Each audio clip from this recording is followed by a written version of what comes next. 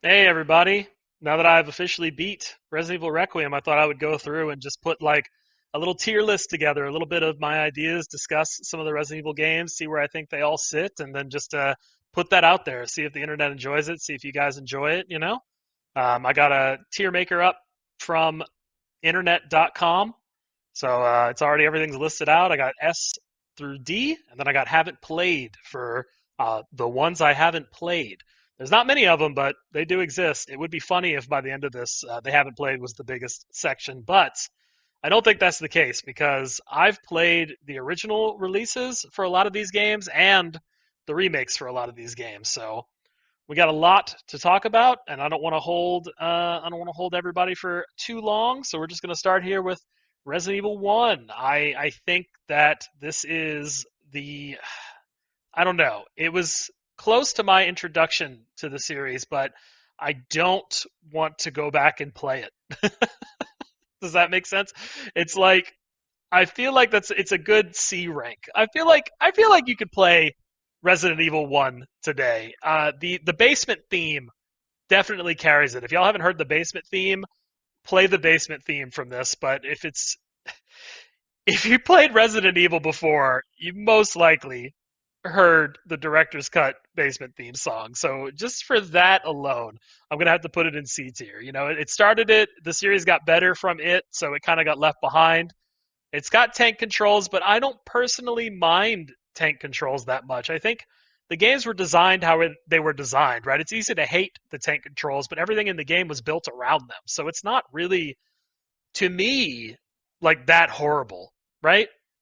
Um, just to throw some more stuff out there too, by the way, I've beaten almost all these games on the hardest difficulties out the gate. There are some exceptions. I'll get there when I get there, but I've played all of them. I've played all of them as they were designed and as some of the harder ways they were designed. But we'll move right along with Resident Evil 2 here. I'm gonna put Resident Evil 2 in A. I think that it was a fantastic follow up. I will go back and play this one on occasion where I won't with the original, right? Even though 2 Remake was better and worse in some ways, 2 with the A B scenarios, it still has a good feel to it, and it's pretty unique from the remake.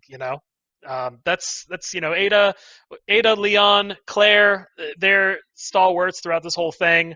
They're still important. They're still mainstays. We just cleared Requiem as Leon, still important to the plot. And gameplay wise, I think it's fun. I think the RPD is really cool. Um, all of the different monsters that they put into. I don't like the spiders. If you have seen my playthrough of Requiem the whole way through, I don't like spiders. They were in here, but hey, it is what it is.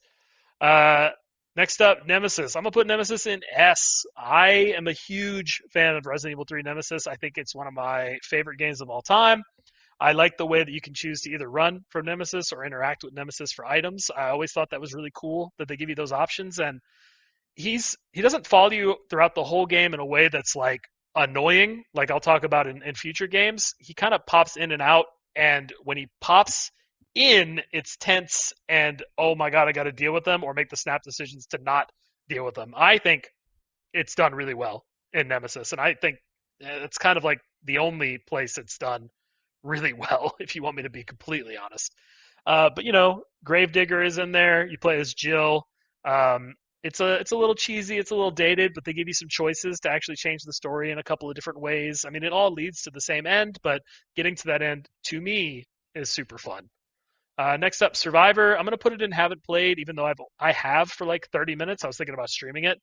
I think if I played it some more, it could probably hit this category. I'm not as down on it as a lot of people, but again, that was 30 minutes in, and I can't carry that further than oh yeah, I beat it, so it's in C tier. Code Veronica X. All right, this is this is the bit of controversy, but we're dropping Code Veronica X into. We can't put it in D tier. We can't say that it's worse than Resident Evil. Can we? All right, I'll drop it in C tier because it has redeeming. This one does not have Goku in it. Maybe that's why it should go down in D tier. But I'll put it in C tier. It has redeeming qualities. I just this particular version, I'm personally looking forward to the remake. This particular version has enemies that hit you off screen that you can't even see. It's got lots of backtracking. It's got lots of chances where you can mess yourself over and not have any items to actually continue the plot. I'm looking at the airplane carrier, the hangar fight with the tyrant. You can really get screwed if you walk into that. But it has cool things too. Like I have a clip on my channel of one of the enemies grab me from behind and Claire pushing him off the balcony, and that's it's cool. Gaiden, I think this was this the Game Boy version? I'm not sure. I'm not sure at all, but I know that I haven't played it. Survivor 2, we're also going to move it into haven't played. Resident Evil Remake. This one's going into S tier. In fact, it's kind of a toss up between which of these is better, depending on how I'm feeling that day. But there's a lot of nostalgia playing in this. This was like one of the first ones I played. After I played this one, I actually went back and played Director's Cut. So very early on playing Resident Evils, I played both of these and then moved from there. But I just every time I play this game, it's super fun. Chris's side is super fun. Jill's side is super fun. I love the cheesy dialogue. I love how memeable it has become. I think very fondly about a lot of the enemies and areas in this game. I can't think of a single part of this game that I don't really want to play again, except maybe on Chris's side where you have to go rescue Rebecca and you're kind of like running through that. And maybe some of the puzzles like with the sharks and stuff. But I would play this tomorrow if people asked me. All right. Go on to Resident Evil Zero. I'm gonna put it in A. I think Zero is really cool.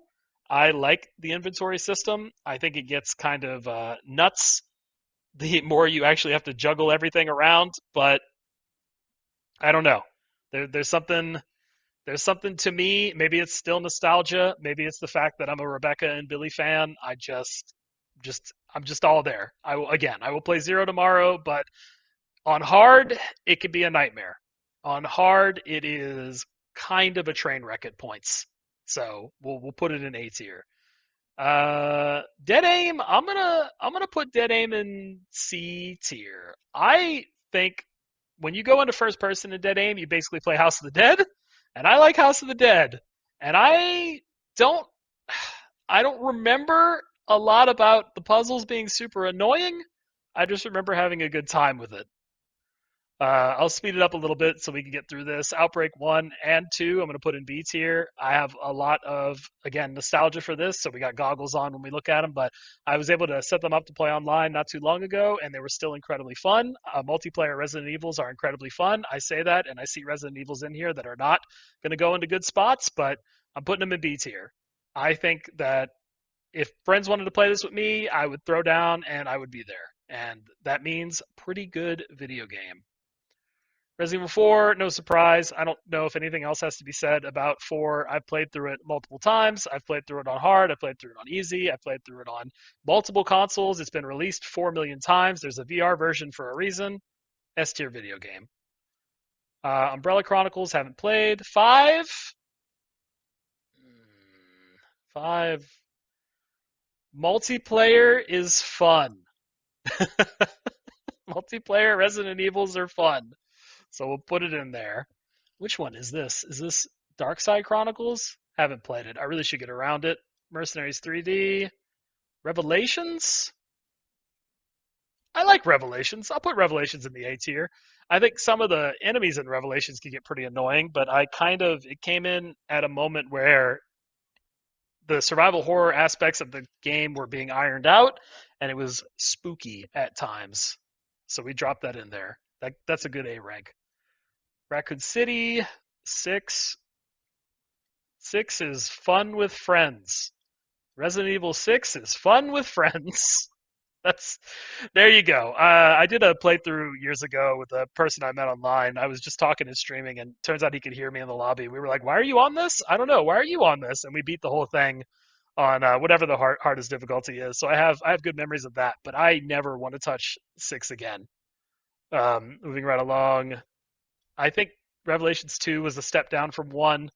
I keep trying to order these, but we're just gonna keep them in the categories. I don't really have much else to say. I think playing as Barry for that one portion was cool. You know what? The multiplayer mode in Revelations 2 was pretty good.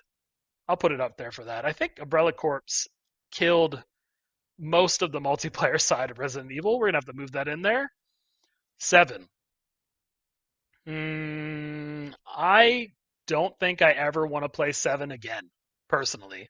I think there's a lot of set pieces that are really cool, but they really chug everything when you continue to when you think about replaying it, like I am right now. I don't have a good feeling. So to me, that's a C tier. I think it's a really good game for people to kind of first time through, and I don't want to touch it anymore. 2 remake, I'm gonna put that over in A. I think that Mr. X is the only reason it falls below S. I was really happy with Resident Evil 2 remake, but I was really annoyed with everything Mr. X related. I thought he had a lot of the problems that I have with 7. He just followed you. He stalked you too much. He was up your ass all the time. Like I know you can loop him, I know you can cheese him and stuff like that, but man, just I'm trying to play the video game. I'm tired of hiding in these other rooms. Resistance, I mean, I played it, but I haven't like played it, right? 3 remake, uh, this one's this one's tough because I'm such a big fan of 3 that it carries a little bit extra weight, but I'm annoyed at how much they cut and the direction they took it. I have to drop it into C tier. I was that annoyed by how good of a job they did with Resident Evil 2 remake when they did Resident Evil 3 remake and they dropped the ball in my eyes. It's so frustrating. We're almost done here. We're gonna move into Village. Village. I'd put Village in B. I think Village. If Mr. X was modded to SpongeBob, we can move it up to. He was modded to so much, huh? Like remember shirtless Mr. X, DMX Mr. X. Yeah, maybe it's an S tier game after all. I'm leaving it at A. I'm leaving it at A. Reverse. We're gonna just drop that down here. 4 remake.